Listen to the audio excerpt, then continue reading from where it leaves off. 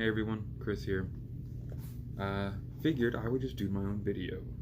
Today we'll be going over Saga Rigsthula. We've been really busy lately. The entire kindred's been swamped with all kinds of things changing around our lives, but we didn't want you to think we've forgotten about you. We've just been really busy being real busy. So before I say anything probably ridiculously long-winded and completely unnecessary, let me just go ahead and start getting into this. Now, of course, Rigsthula does talk about the creation of the caste systems in Scandinavia through the god Heimdallr, one of his pseudonyms being Rig. First, it talks about, of course, slaves, and then the common freemen, and then the Jarl and the kings, the important people. Quick just announcement, of course, as slavery was a huge part of all medieval life, it is, of course, something that we have gladly and happily stepped away from now in these current decades, and it should stay that way.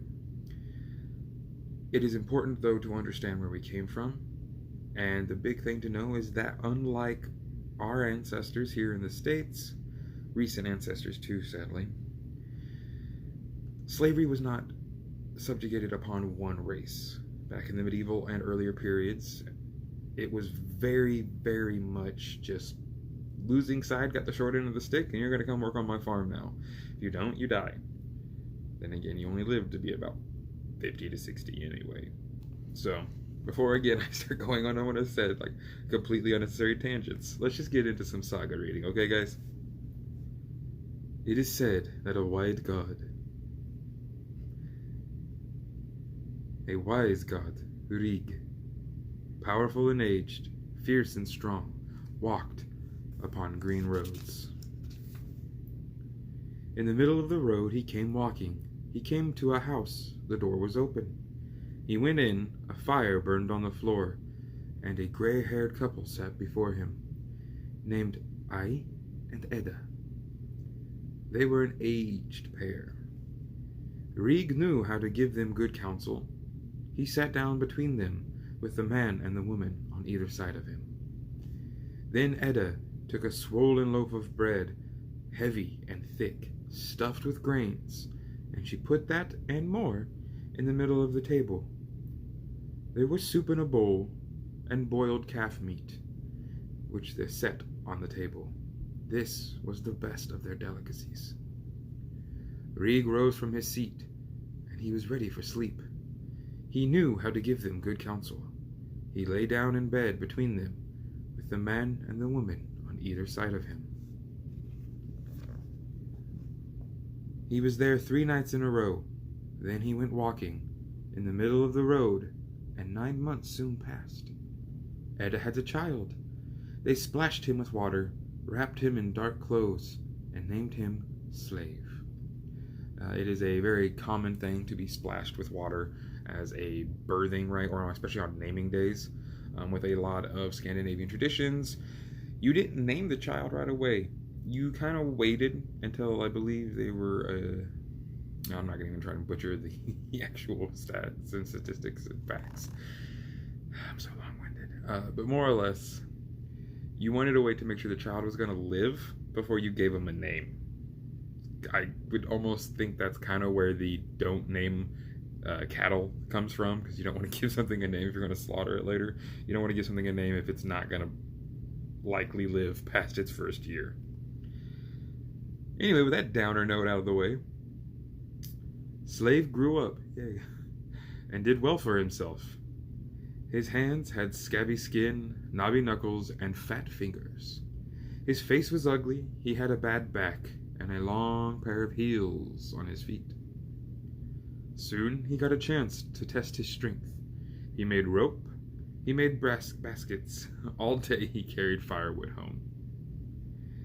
Then a woman came wandering his way with scars on her feet and sunburnt arms, and she had a hook nose, and her name was Slave Woman.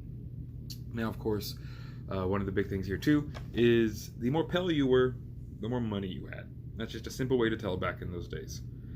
If you didn't have to work the field, and you didn't have to work outside all the time, very common that you were a very wealthy person. Slaves and very poor farmers who could not afford workers would of course have gotten as much of a tan as you can get in medieval Scandinavia, but they still would have been darker than Jarls and wealthy traders.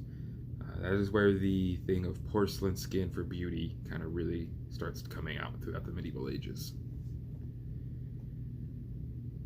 She sat down in the middle of the floor, and slaves sat down next to her. They spoke and they whispered, slave and slave woman. They ready to bed after a hard day's work. They had children. They taught them and loved them. I think their sons were named Lumpy and Barn Cleaner, Noisy and Horsefly, Sleeper, Stinker, Midget, Fat Boy, Slow and Gray Hair, Hunchback and Dangleleg. They made fences. They planted fields. They raised pigs. They herded goats. They shoveled manure. Yes, so all the jobs you wouldn't want to do today, well, you either went to Vikingar and brought home workers, or you just either had your children do it, or went and bought some from a local slave market.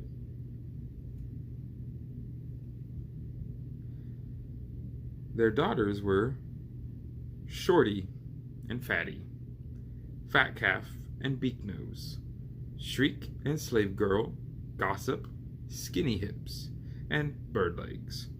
All the families of slaves are descended from them. I don't think that technically always means to, like, every slave is related to these people. In this system, I believe it is more or less like the people that were, like a big one here, skinny hips, would have been an insult back in the day. That means you don't have childbearing hips. You might not make a good mother. You could die during birth, or even worse, you could kill the child. Or at least it was worse back in those days. It kind of comes to show the names in these are very much more of a description than an actual name. Or if anything else, one hell of an insult. So Rig went on upon his way. He came to a hall. The door was open. He went inside. A fire burned on the floor. A couple sat there, busy with their work. The man was busy with wood carvings. His beard was trimmed. His hair lay in locks on his forehead. His shirt was tailored. He owned a chest of drawers. Again, you kind of see finery, of course. The last place they didn't even talk about any of the stuff they were doing. They were just kind of sitting on the ground making heavy loaf grain bread, just trying not to die. While these guys are doing woodworking. If you can sit around and just twiddle wood, you've got already some money. His wife sat and spun her spinning wheel.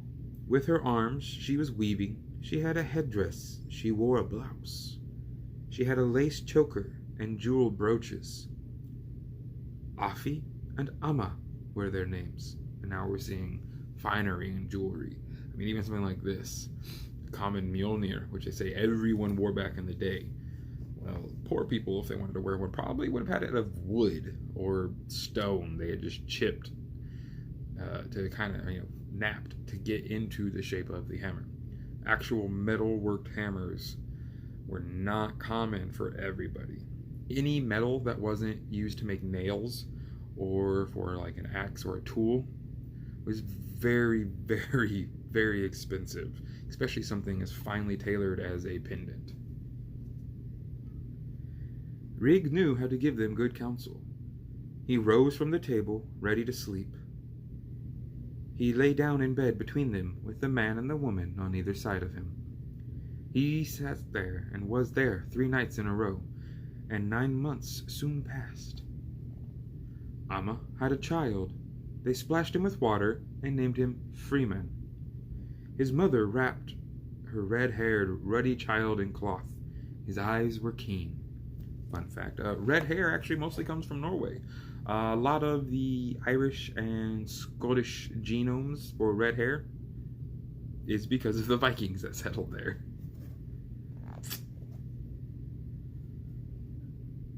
He grew up and he did well for himself.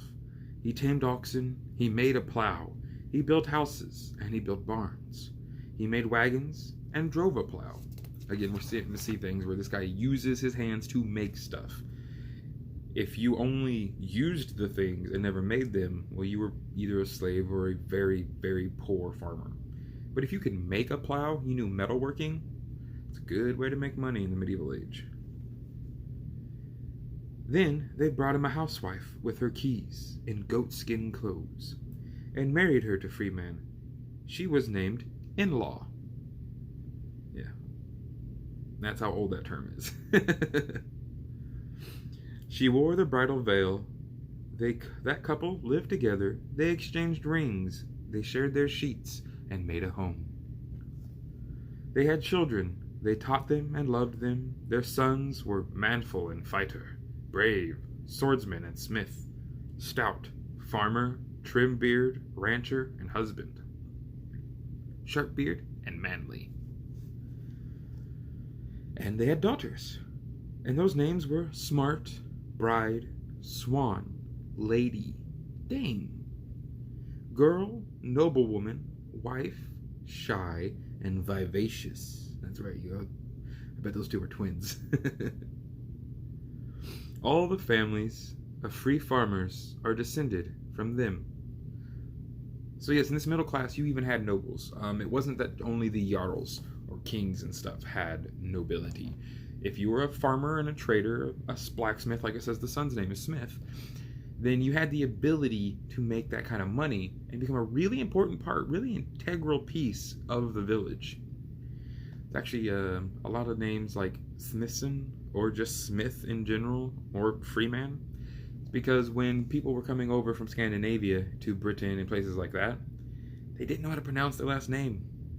They had no idea how to speak Swedish or Finnish or Norwegian or Icelandic. So your occupation would sometimes just become your last name. Kind of like Han Solo. Yes, I made a Solo reference. It's a good movie, get over it. Rig went upon his way. He came to a hall with a door facing south, and standing open, there was a ring for knocking on the door. He went in and found the floor covered with straw. A husband and wife sat there and looked in another's eyes. They were named Father and Mother. They held one another's hand.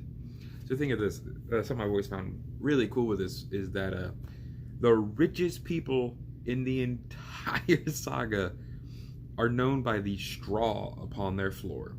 Something that we today would think of backwoods, or Amish, or very poor. That was the height of living back in medieval Scandinavia, and a little bit before the medieval period too, all the way through to the Iron Age. Being able to cover your ground in something instead of just sleeping on dirt, that means you had money to waste on hay instead of just putting it out in the field for your farm animals to eat. Little things like that. Money talks. The husband sat and strung his bow. He bent his shaft and made arrows for it. His wife inspected the sleeves of her blouse, stroked the wrinkles out, and smoothed them out. So you can tell these people are so rich, they don't even have to make anything. The middle class people were like creating beautiful things, which honestly I think is a better way to spend your time. These guys are just kind of sitting around. He's stringing a bow, he's going to do archery, and she's literally just getting the wrinkles out of her blouse sleeves. That's all they had to do. She adjusted her headdress. She had a jewel on her chest, a long dress, and a blue-colored blouse. Blue was actually one of the hardest colors for Scandinavian dye makers to make, so blue clothing was seen as your finery. When you dressed in your blues, that was the fanciest clothing you could have. Her face was more beautiful, her breasts were more beautiful, her neck was more beautiful than pure snow. Alabaster skin, like I said earlier. If you have porcelain skin, that means you ain't got to do anything outside. Rig knew how to give them good counsel. He sat down between them, with the man and the woman on either side. Then Mother brought out a fine white ornamental cloth and covered the table. She brought out thin sliced bread made of white wheat and filled the table. She set out full plates and treasures of silverware on the table, loaded with meat and poultry. They drank wine. Another little medieval fun fact for you all, because again, I like to go on tangents.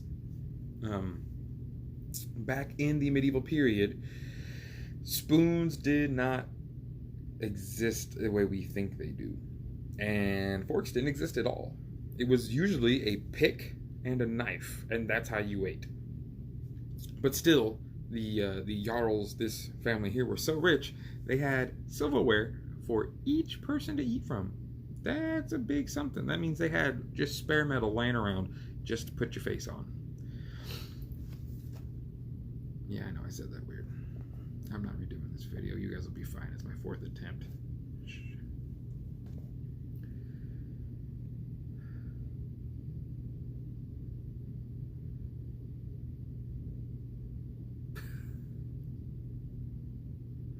They drank wine from gemstone beakers.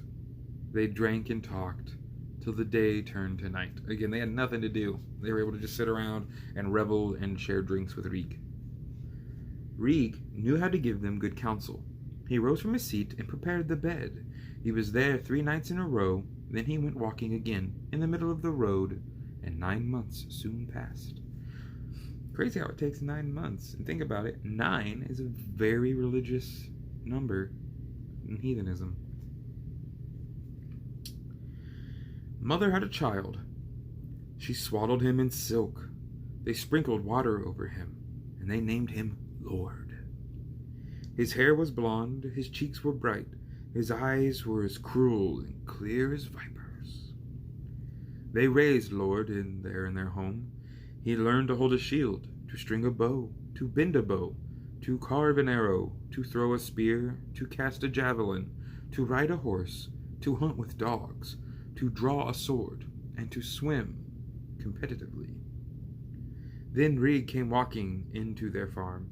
He taught Lord runes, gave him his own name, called him his son, told him to claim lands, to conquer lands, conquer old villages. He rode then through the icy mountains of Mirkwood, till he came to a hall, and shook his spear, shook his shield, and sat his horse to a gallop. He drew his sword. He started a war. He reddened the fields with blood. He killed many men, and he conquered lands.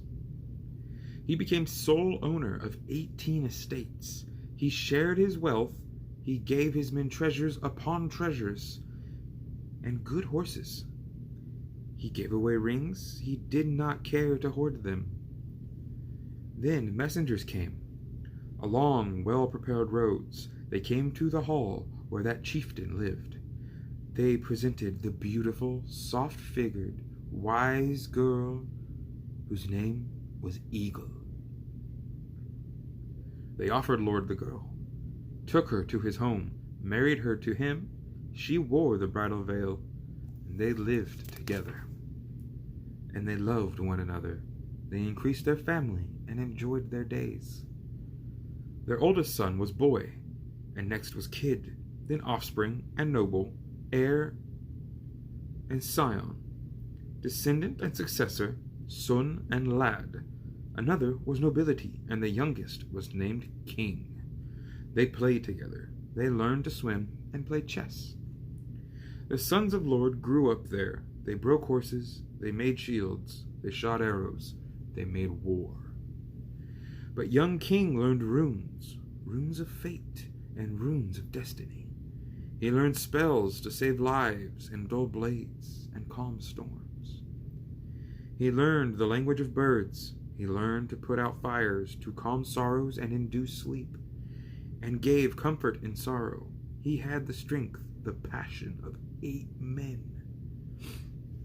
You can kind of see this resemblance too back into the parts of Havamal, where Odin talks about the spells he had. Those spells, of course, the same as they list here. Rig shared runes with him, but King tricked him and learned them better than he. And then he earned the right to call himself by the name of Rig, for his rune lore. Young King rode with his arrows. He shot arrows, he killed birds. Then a crow said to him, a crow sitting on a high branch. Who do you kill birds? Why do you kill birds, young king? It would be better to mount up your horse and kill men. I know 2 chieftains with rich halls. They live nearby. They have bigger inheritance than you have. They know how to steer ships. They know how to sharpen blades. They know how to kill men. And sadly, that is where Rigsthula ends. It is, of course, believed, again, a saga would go, that he, of course, did these things. Now, he earned Rig's name through his rune lore. So Rig, Heimdallr, had the ability to teach rune lore to the sons of man. Same as Odin did. There is sometimes, of course, conjecture saying that maybe Rig was Odin. Excuse me.